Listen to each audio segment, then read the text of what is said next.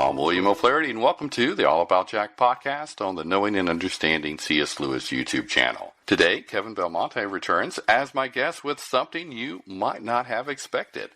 Legendary Christian artist Phil Keaggy created musical versions of poems Kevin wrote. The project is called Pilgrimage, and 4 of the 12 tracks on this project, which is new for 2023, relate to C.S. Lewis in some way. Welcome back to the show, Kevin. Thank you, William. It's good to be with you. Well, now, for those less familiar with Phil Keaggy, what can you tell me about a musician who has blessed so many since the late 1960s? Wow, that's a tall order. I'll try and be succinct. I think the place to begin for me is I know Phil best as a friend, just someone for whom kindness and the gift of friendship is a deep vein in who he is and what so many people have come to know and being friends with him. But as a musician, he really has a special place, in music history, really. He was, as a person in his late teens, he had the great good fortune to be part of a progressive rock trio called Glass Harp, which was signed to Decca Records. And even in those days, his guitar technique and prowess and his singing ability won all kinds of accolades. They played at Carnegie Hall.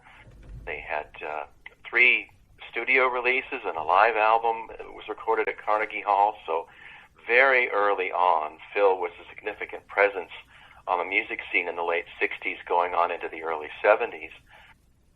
Phil came to faith shortly before the Jesus Revolution itself took hold.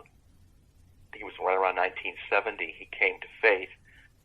His older sister led him to faith through a very difficult time. He had lost his mom due to a car accident and was asking a lot of the big questions in life. And his sister came alongside him and showed him the way to faith. And that birthed something really special in Phil's music, a transformation to where faith became the centerpiece of all the music he's created since then, beginning in 1973 with his solo album, What a Day, on through to the present, and dozens of albums, many of which have won critical acclaim. And, it's really been remarkable. Phil has just been such a wonderful presence in the history of music and sharing his faith.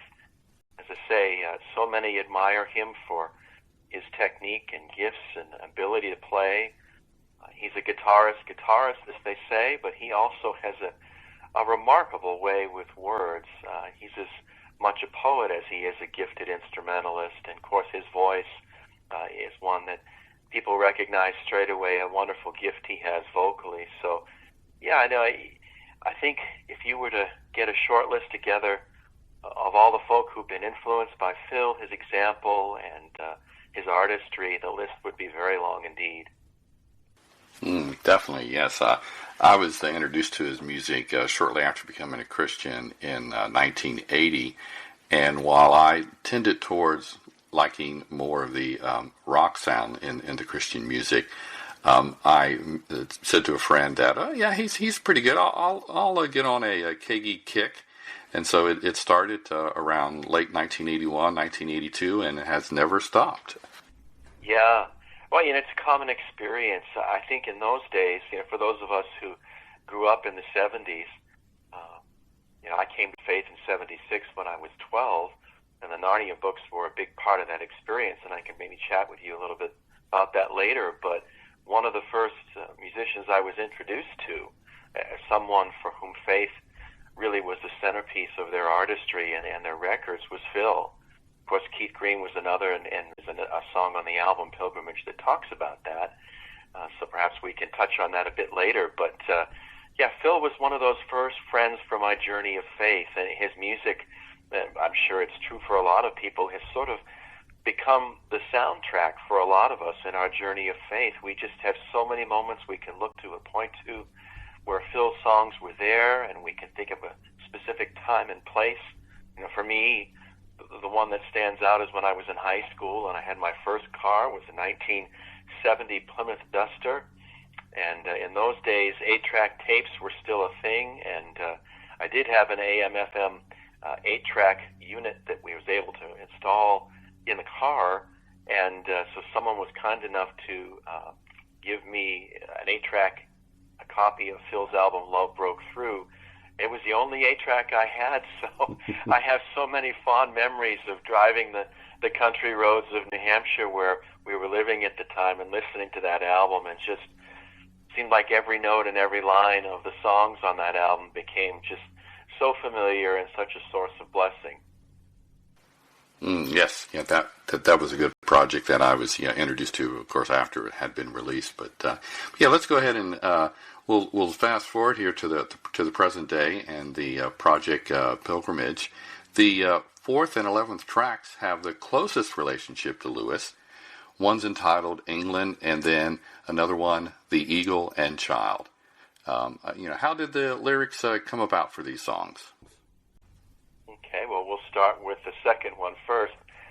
The Eagle and Child, of course, you and I have been there at the wonderful pub there in Oxford, which has such close ties to the Inklings and was the scene for so many special conversations and a setting where their works began to take shape and be read amongst peers.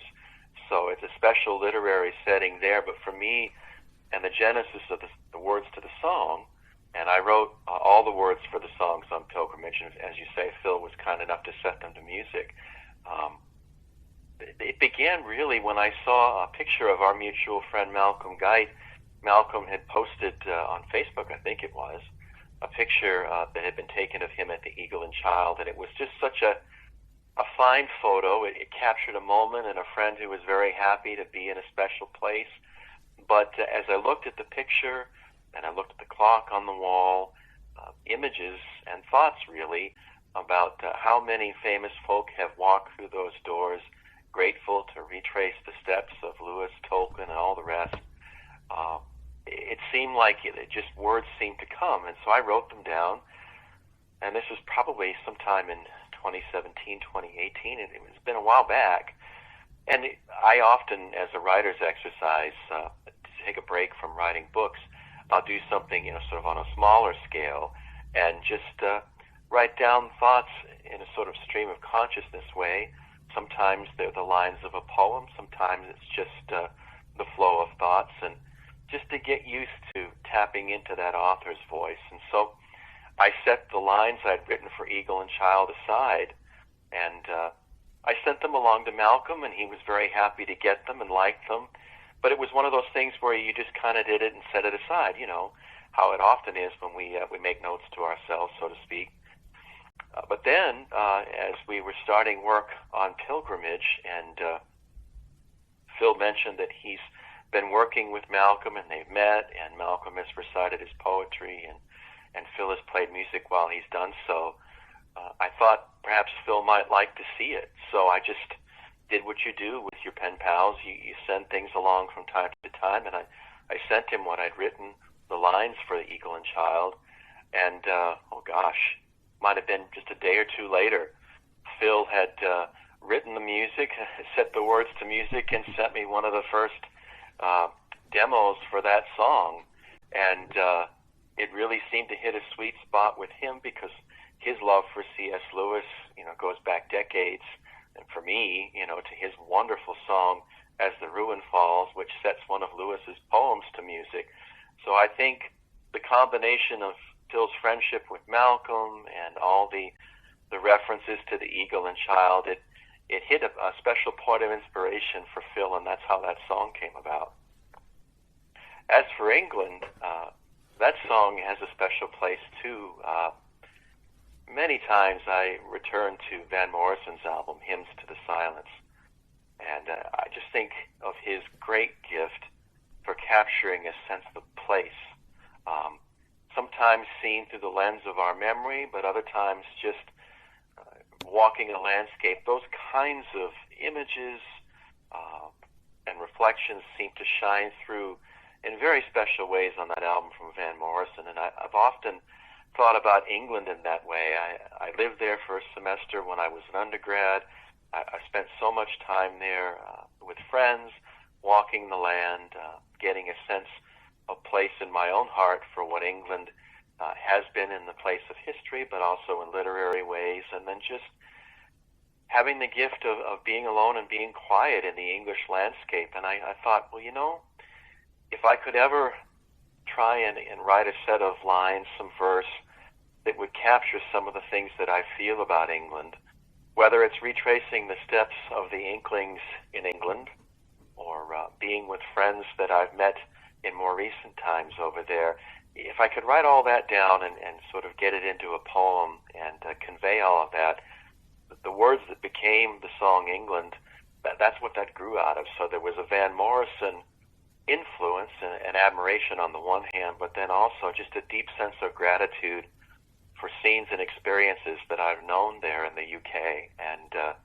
I wrote it down. We're near the end, actually, of putting songs together for Pilgrimage, and Phil said, gee, Kevin, if you've got 2 or 3 more sets of verse that you can send along, we can do a proper album. And that was one of the ones I sent along near the end. And Phil wrote an absolutely beautiful music accompaniment to the words I'd written. And gosh, the first time I heard it, I called my wife Kelly into the room and I said, listen to this. This is just such a beautiful musical setting. And every time I hear it, it's almost as though I hadn't written the words. It has that kind of magic. I mean, I'm mindful that I did write the words, but just to see how the union of words and music creates something wholly new and special that I can return to, that particular song has been a real gift. Wow, yeah, very fascinating, the process that you summarized, and then the music is very good with the lyrics. In fact, we're going to go ahead and listen to some short clips of each of them and be right back.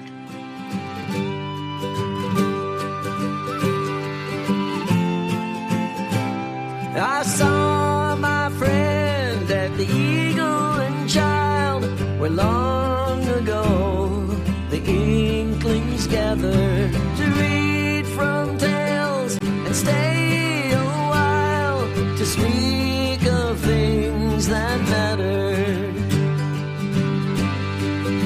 To know these days and bless them all, oh how they beckon me back home, to bide a while and bide a while in England, where thoughts reside and time confides the golden things. And I hope everyone enjoyed those selections. And as we'll note again later, there are several different ways that you can preview the music, and we definitely encourage you to purchase the project as well. Well, now, Kevin, 2 songs that has a looser connection to Lewis. They relate more specifically to Chesterton, an individual Lewis enjoyed reading. One is about the man, then the other is a Christmas song you adapted and added new words to, a poem by Chesterton himself. Tell us about these selections. Before Kevin tells about the first song, Mr. Chesterton, I'm inserting the preview of the song now, and then you'll hear his comments.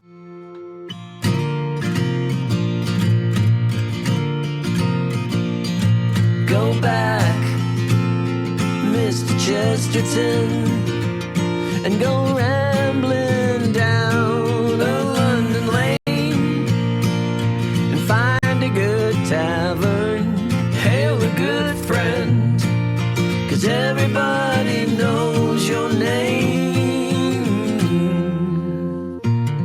Well, Mr. Chesterton was really a song that when I first began to talk to Phil about it, we had, I think, 11 songs, and I thought, it'd be nice to have as a round number, 12. And, gosh, if you've listened to the Beatles or other bands that you admire, a lot of times, on their albums, they will have a reprise at the end, just a little tease or snippet of music to take you out of the album, as though the album were sort of a song cycle or a journey and just a way to really exit the album, but give you a little something memorable to hang your hat on. So that was the initial thought, and I said to Phil, here's some lines I've written down.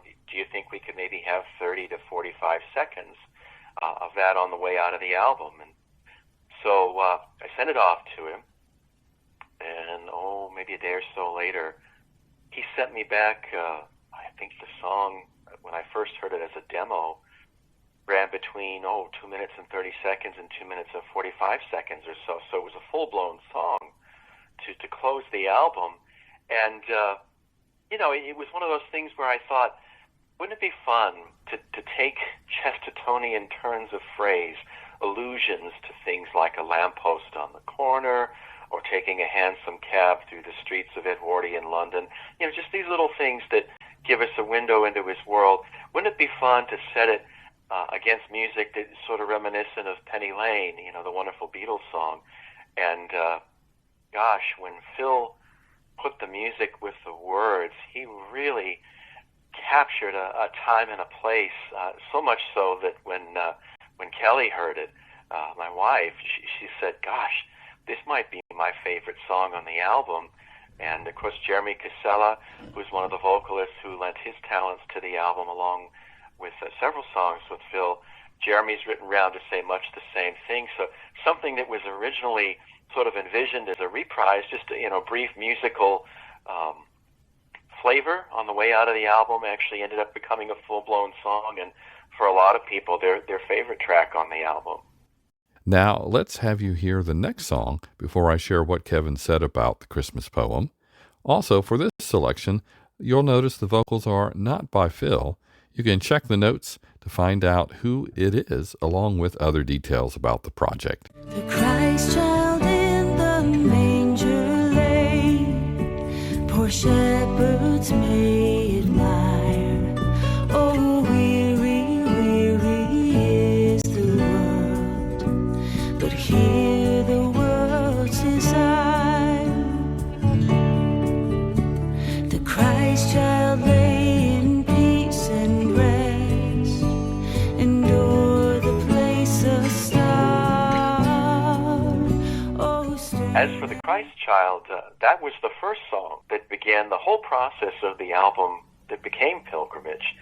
And sometimes I think as we go along, as writers or creatives more generally, some of the best things that are part of our journey catch us on the sudden. And that was certainly true with the song that became the Christ Child.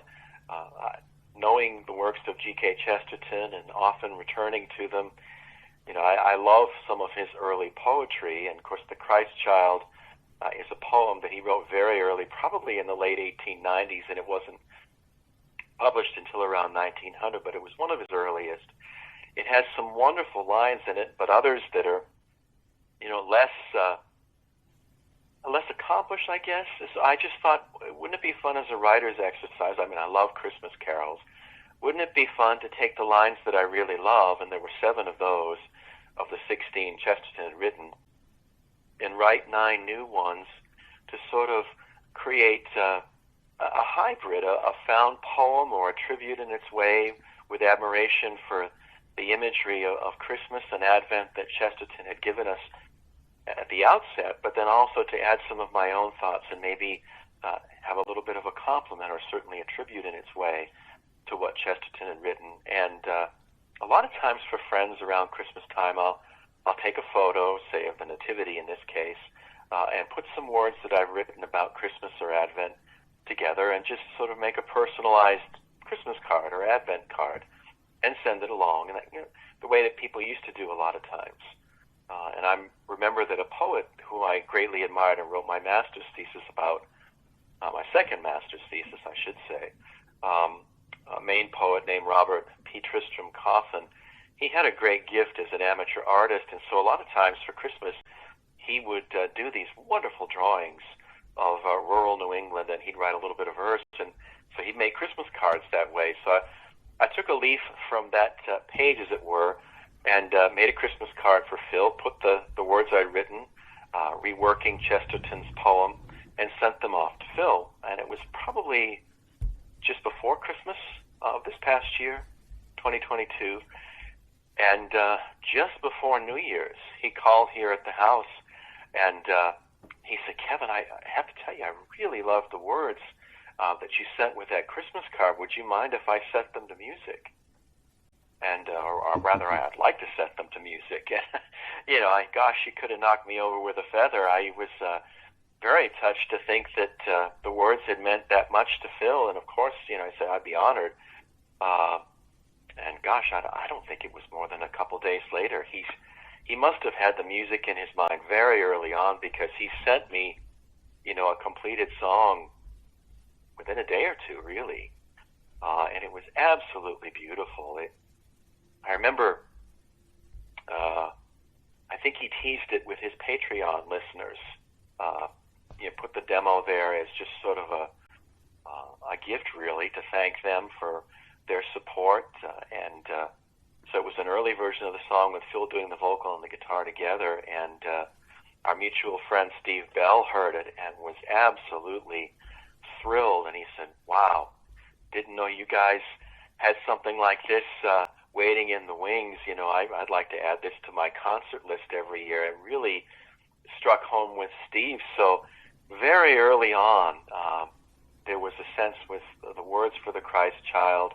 Of course, they had a special story in and of themselves through the Chesterton tie.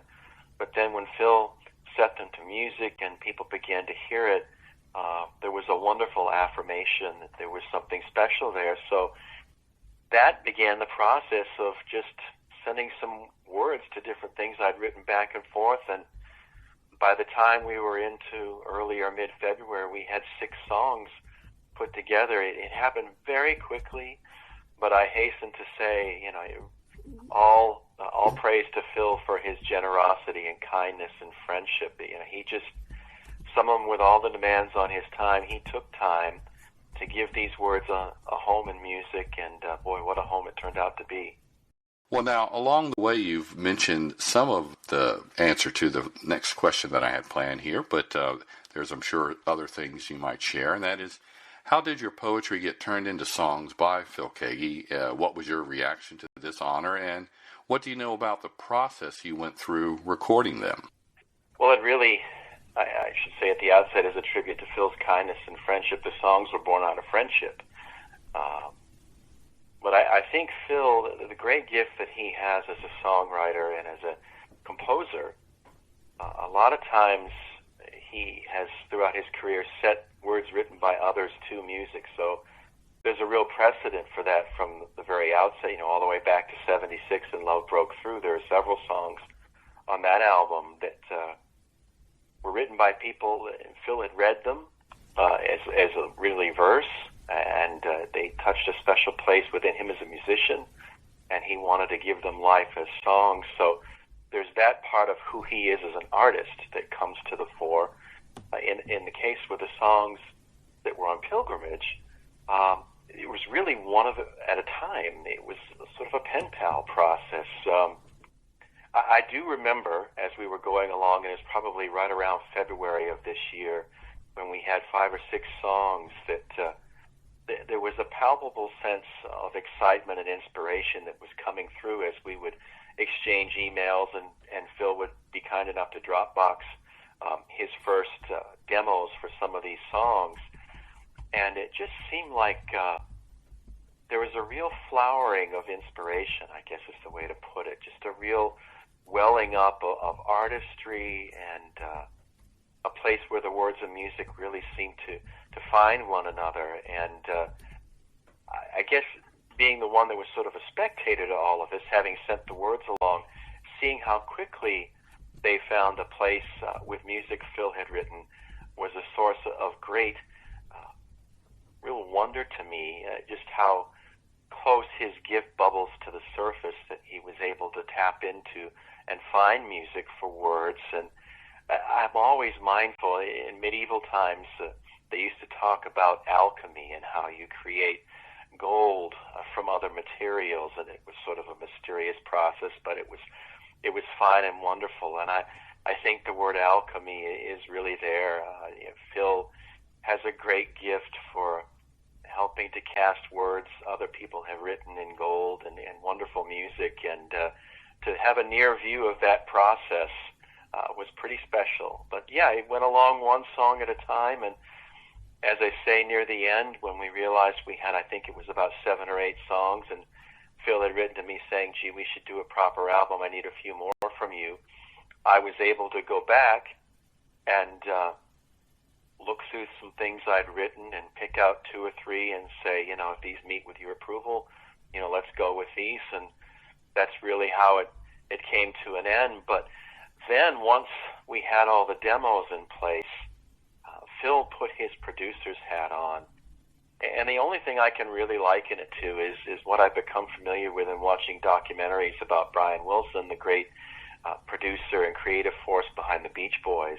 Just this remarkable person who has so many gifts within their artistry. He could be both a writer of music, but a writer of words, and then go into the studio and gather musicians and paint each musical canvas in very unique and special ways. And seeing how Phil called on friends there in Nashville, and our friend Steve Bell and his fellow artist Aaron Propp in Canada, really an international cast of fellow musicians to help put the final touches to the canvas for each one of the songs. That was special, because it seemed like every day as Phil was in the studio, and he kept me well apprised of who he was bringing in and what he hoped to have accomplished there. So, you have an album that's full of folk and Baroque pop and rock. There's so many streams, jazz, all these different streams of influence flow into it. It really reminded me, if you want to know, Paul Simon has put out a wonderful album called 7 Psalms, and he released a little documentary film to go with it. And watching that film and seeing how Paul Simon called people into the studio and helped flesh out that album, that's the kind of close seat to all that was unfolding that I felt like I was privileged to have. And then I'm also mindful of Bill's peers. I mean, to me, the album has a lot of resonance. We've mentioned Van Morrison for sure, but other artists like Sting, and I think of the album Soul Cages. There's a deep vein of faith, artistry, and just a wonderful spirit of collaboration. We have to remember that Pilgrimage is Phil Keaggy and Friends sing the poems of Kevin Belmonte. So the Phil Keaggy and Friends part is a very special centerpiece for me. I think Phil brought together through his own kindness of heart, but also knowing what he wanted to bring into the studio, he just gathered a who's who of very talented people to concert their talents. And, any of the songs would not be the wonderful things they became were it not for the contributions of all the different ones that Phil called on to lend their talents. So the collaborative process, I would be quick to point to straight away, is something very special. Yeah, I know definitely one of the aspects that I enjoy about the album is that it's the variety to it. It's definitely Phil Keaggy because you have his voice, and yet the different styles. It's familiar but yet new, and so it's really wonderful. Again, talking with Kevin Belmonte, and the project by Phil Keaggy is called Pilgrimage, and it is Phil Keaggy and Friends. Before moving away from this project, let's go ahead and note some of the interesting things is that one of the songs has music with Keith Green in it. Tell us briefly about that, and then some other unique aspects that stand out in your mind. Oh, I'm really glad you asked about that, William. Keith Green was such a deep influence, an abiding influence on me in my journey of faith in my younger years. I was 18 when he passed away. And, gosh, it's really hard to summarize briefly just how much his music meant to me. But suffice it to say, I, like so many in those years, listened to all of his albums, and the hunger to know and to follow God and to live for Him that shines in so many of Keith's songs meant so much to me, and was deeply, deeply saddened when he passed, as so many of us were. It was just such a terrible tragedy. But of course, we have the gift of his music that just lives on, and returning to Keith's music is like spending time with an old friend. And for me, that really hits home because a few days after the plane crash that took his life and the lives of all those wonderful people that were on the plane with him, I received a postcard from his ministry organization, Last Days Ministries. He had been slated to do a concert, and I knew about it. I was looking forward to it. It had been teased in the newsletter. He was going to come up to Dartmouth College, which is up here in New England, and do a concert on October 2nd of 1982 there at Thompson Arena. And the postcard was asking me would I be willing to serve as a counselor there at the concert and help lead others to faith in Christ. And to have had the opportunity to go up to that concert at Dartmouth, to meet Keith, to help him lead others to faith would have been such a special experience. And I've kept that postcard all these years, inviting me to be a counselor at that concert. But fast forward to the present, because I was very mindful that Phil and Keith had been great friends and had collaborated together on many musical projects.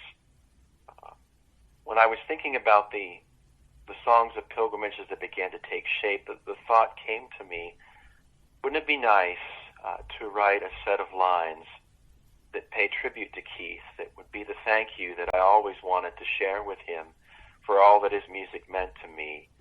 And just to bookend that stream of thought, if we could speak to him now and tell him all the stories of lives that were changed because his music and his concerts hit a very special chord for so many of us and encouraged us in our walk of faith in ways that have stayed with us all these years later, and it's been well over 40 years. So those were the kinds of things that were in my mind. So I wrote the words down, and I sent them off to Phil.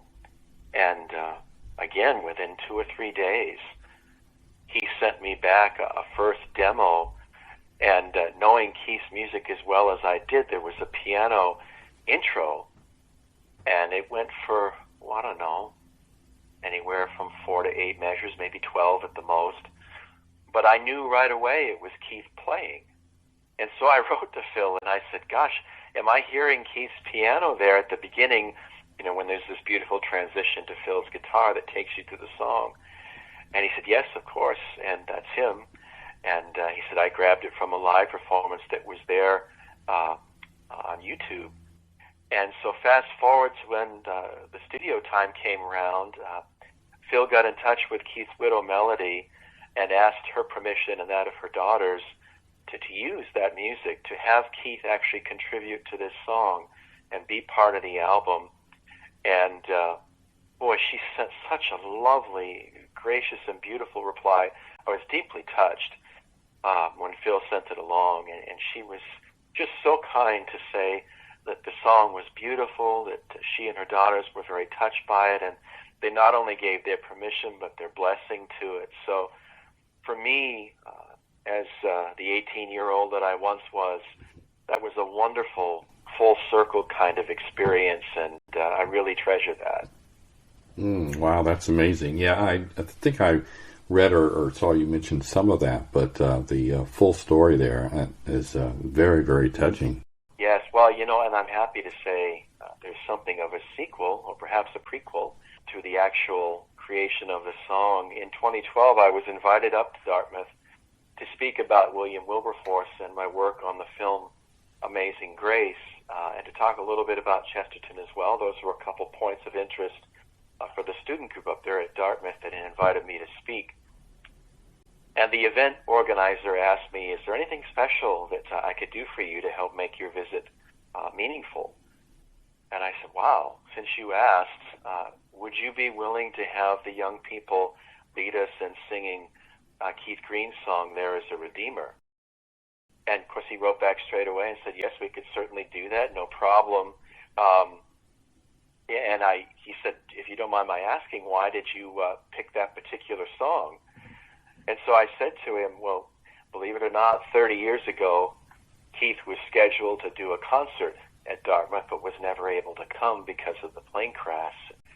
And it just would be very meaningful to me to hear his music in Dartmouth and remember the concert that never was, but allow his music to live here for a little while. So I went up to Dartmouth and got ready to give the talk, and the young people led us in the singing of that song, and I told them about the concert that never was and how much Keith's music meant to me, and I thanked them for letting his music live there at Dartmouth for a little while and why that was meaningful to me. And William, I was so struck. These young people, none of whom had been born when Keith passed away, were deeply touched, and all of a sudden I saw some of them wiping away tears. And gosh, you know, that was something, that was a moment, that was a scene, a setting that fed into me wanting to write a song in tribute to Keith. So that, I think, really sort of closes the circle on what led to the song. But there have been some wonderful points of connection that when Phil set the words I've written to music, they just became something very special, and I'll always be deeply grateful for that. Yes, most definitely. Yeah, his music was very excellent. Well, shifting back to Phil Keaggy, you already made a reference to another Lewis theme song that he did. In fact, it was all of his words, but go ahead and tell us about remind us first of the song you mentioned earlier, and then any other songs from his vast catalog of music that would have a Lewis theme or some tip of the hat to him.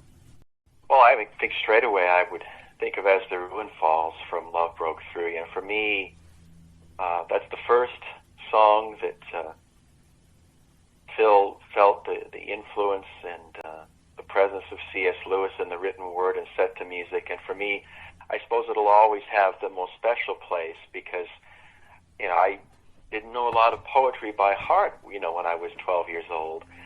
Certainly not a poem written by an Oxford academic who had passed away, 13 years before Phil created the album we know as Love Broke Through. So when he set the words to that poem to music verbatim, I mean, it's a direct quoting of the poem, and what's more, got permission from the C.S. Lewis estate to do it. Of course, that would be very tricky now, but in those days, it was much more of an opportunity. So there was a special time and place where the words Lewis had written spoke to Phil's heart. He created this gorgeous piece of music. It reminds me of so many of the best moments from The Master and the Musician, this wonderful English chamber music feel with acoustic guitar and flute.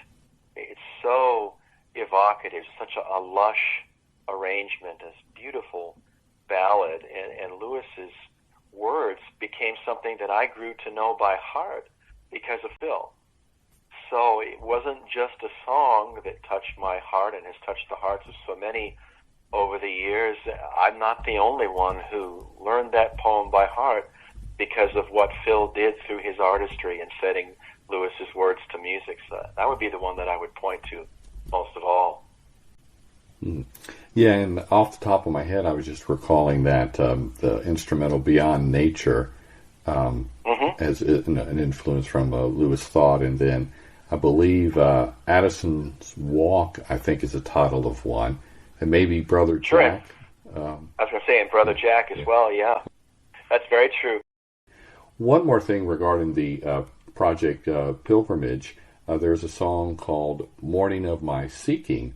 I really enjoyed that song, as well as the other poetry that you've written, which is a new venture. So we'll have you talk about that aspect here, but go ahead and tell us a little bit about the Morning of My Seeking. Well, thanks for that, William. That particular song has a real special story associated with it. The words to that song, the bulk of them anyway, came to me in the middle of the night, which is not something that happens to me very often. Or if it does, I don't rouse myself, get out of bed, go over to my computer console in my office down the hall and write anything down. But I woke up in the middle of the night. It was probably sometime in late January, early February of this past year, and I had these words in my mind, and as I ran through them, it really came out as sort of a complete lyrical thought. I thought, well, that sounds like it might be special. So I got up and went down the hall very sleepily and turned my computer on in my office and wrote it down and, went back to bed and got up the next morning and looked at it.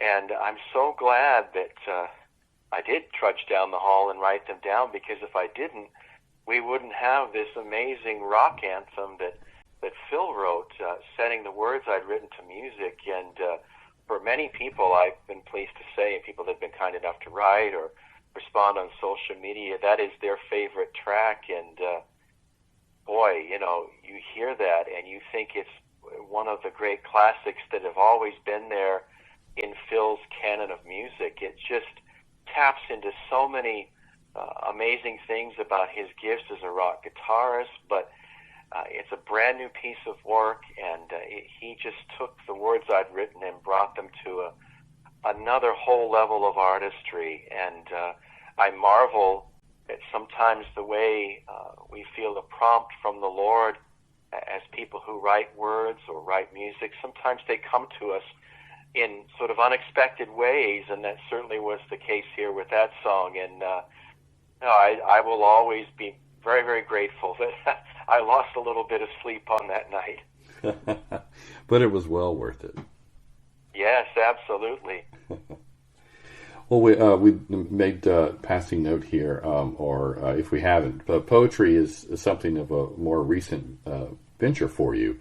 But the other things you've done, you've made a few passing references, and that is you've written books or edited things. So what are a few of the titles, and where can people find them?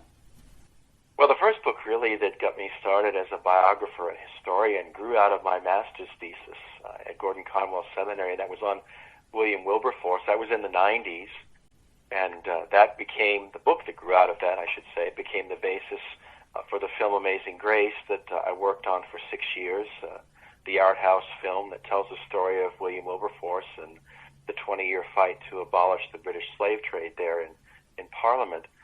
But other books that followed in the years after are books on John Bunyan, G.K. Chesterton, William Borden, D.L. Moody. There are about 20 books in all, collections of some of the writings by these figures, but then also books that tell the life story of some of these figures.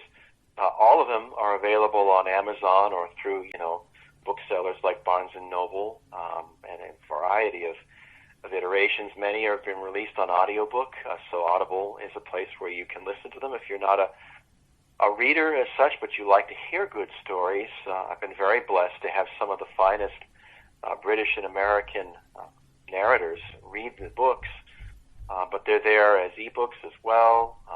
There might even be an app or two that I'm not aware of. It's funny. I know that these apps exist, but I've never actually seen any of my books in these applications. So, I've been very fortunate. God did something special with that first book on Wilberforce and its connection to a major film, and it opened so many doors for me. So the poetry really has been there all along in writing the books that I've written. It's something that I do in the margins. It's a way for me to get used to finding ways to express things briefly, but with imagery and metaphor, and a lot of times, really, it's a keepsake. Writing poetry for me has been sort of a hobby and a keepsake sort of thing that I've shared with friends from time to time, and in cards and things like that. So it's been something that I've worked away at, and I've always loved the hymn form of verse writing, and been mindful of the ways that hymnology and hymn writing has just enriched and influenced the flow of worship and created so many beautiful works of art.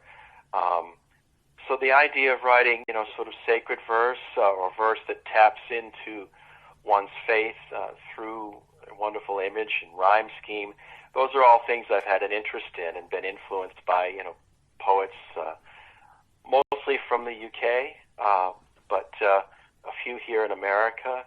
And so it was one of those things where I happened to have just a folder, really, of things, and beginning with the first song on Pilgrimage, The Christ Child, and sending along some other things I'd written, and some newer things that I was working on. It all became part of a very wonderful process that I never saw coming, but became something very special with Pilgrimage. Ah, very good. Well, now, wrapping up here then, you obviously enjoy Lewis's writings, and I'm sure it's impossible to even list a few favorites. So what are some titles by him that maybe you've more recently been enjoying or planning to start to read, and then why do you find them especially enjoyable? Well, I think I've read just about everything Lewis has written. I mean, I started reading him when I was 12, so I'm about to turn 60. I've had a lot of time to find them all and go through them. But I think the book that I like the most in recent years and that I find myself returning to, nonfiction that is God in the Dock. Those wonderful essays that Walter Hooper so painstakingly collected from all the different occasional pieces that Lewis wrote, and just all kinds of publications. I can't imagine the work that went into gathering them, but there are so many good things in there. You can sit down and read one of them and feel like you've had a very rich, meaningful conversation with Lewis. So that's a nonfiction one. Of course, the Narnia books are always with me. They really helped influence my journey to faith when I was 12. I had a friend who was not a Christian in my 6th grade class, and she's never become one. We've stayed in touch over the years. She absolutely loved the Narnia books and told me about C.S. Lewis, and I had no clue in those days who Lewis was, and she told me I absolutely had to read those books. So when I was really beginning to think about faith and committing one's heart and life to Christ, reading the Chronicles of Narnia at that point in my growing up years was really the final touch of grace that led me to faith. So I think the Narnia books are perennial favorites, and it would be hard to pick a favorite, but I'll take all 7. Very good. Very good.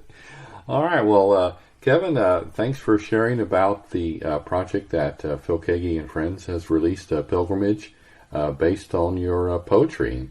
So thanks for being on the show today. Well, and thank you, William. I really appreciate it very much.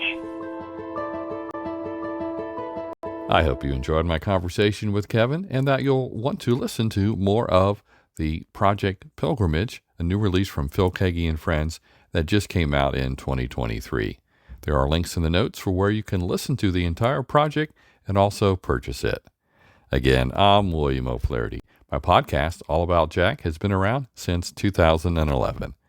My more recent YouTube channel is called Knowing and Understanding C.S. Lewis. Be sure to check out a short feature I have there, the latest on Lewis that focuses on timely news.